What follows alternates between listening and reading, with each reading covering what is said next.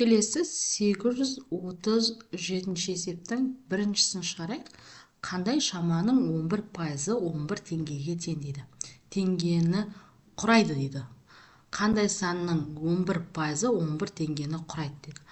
Оны табу үшін 11 санын бөлеміз 11-ге, бөлеміз 100%-ға. Тең. Сонда 11 көбейтілген 100 алымы шығады, бөліміне 11 сан түседі. Сонда 100 теңгенің 11%-ын 11 теңге құрайды екен. Келесі екіншісінде 25%-ы 90 грамм болатын санды табыңыз дейді. Яғни бастапқы мөлшерді табу керек. Ол үшін 90-ды бөлеміз 25-ге, бөлеміз 100-ге.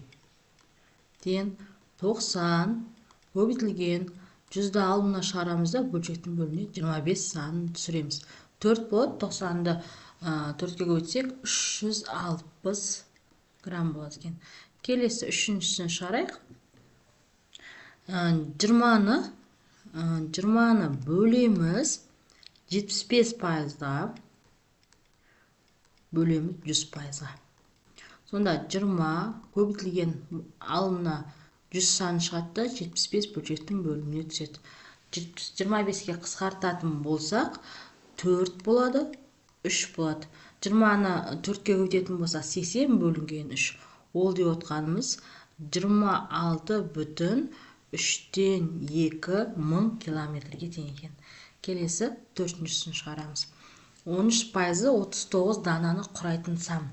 Ол дегеніміз сонда 39-ды бөлеміз 13-ке, бөлеміз 100%-ға.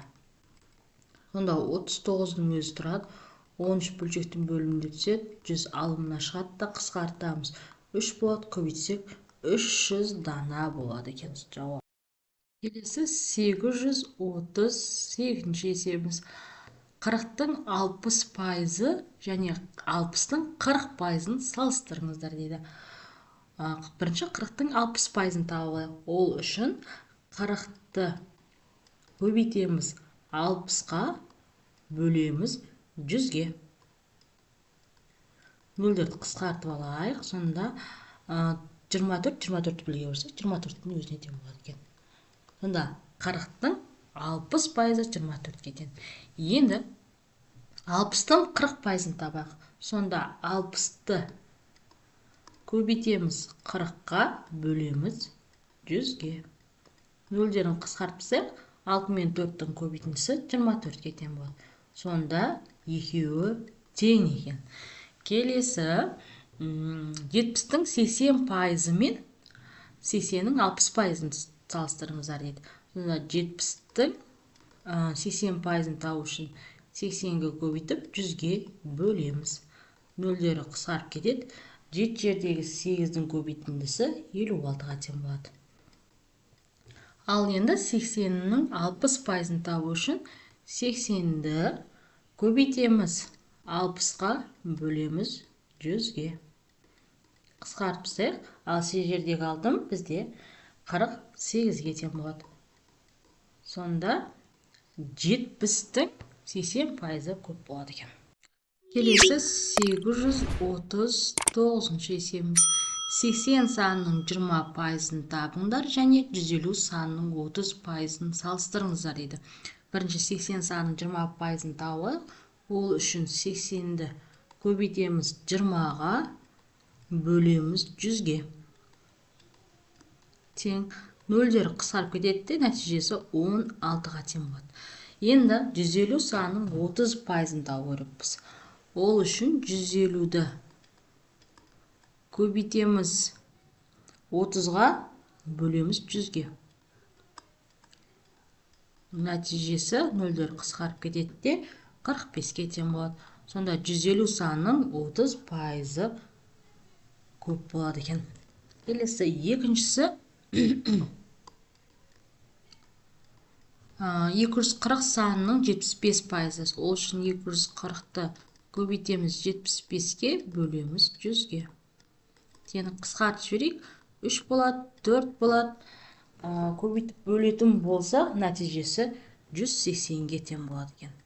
Келесі 760 санының 25% дейді. Көбейтеміз 25-ге, бөлеміз 100-ге. 4 болады, 760-ты 4-ке бөлетін болса 190-ға тең екен. Сонда 760 санының 25% көп болып тұр. Келесі 840-шы есебіміз. Бірінші сан 1000 санының 175%-ын, екінші сан 1080 санының 60%-ын құраса, осы екі санды салыстырыңыздар дейді. Ол үшін 1000-ның 175-ке көбейтіп бөлеміз 100-ге. Оның нәтижесі 1750-ге тең болады екен.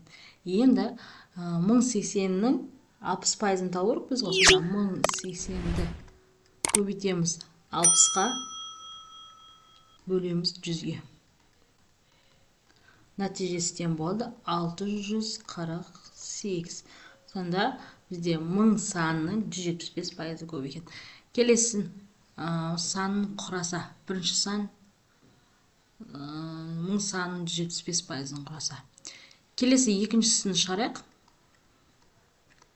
Бірінші санның 175%-ын 210 құраса, яғни бастапқы 100%-ын тауып жатырмыз. Онда 210-ды бөлеміз 175-ге, бөлеміз 100%-ға. Сонда 210 болады, ал мына 100 шығады, бөлшектің бөлімі 175 түседі. Тең, қысқартып жіберетін болсақ, 7 болады, ана 30 болады, көбейтіндісі 120-ға тең болады екен. Келесі енді екінші санның 250%-ы 525 санына тең болса, яғни бастапқыда 100% табамыз. Сонда 525-ті бөлеміз 250-ге, бөлеміз оны 100%-ға тең. Сонда 525 көбейтілген 100 бөлінген 250 болып орналастырады. Нәтижесі тең болады 210-ға. Бізде сонда 525 санына, екінші санның 250%-ы 525-ге тең болатын санымыз көп екен.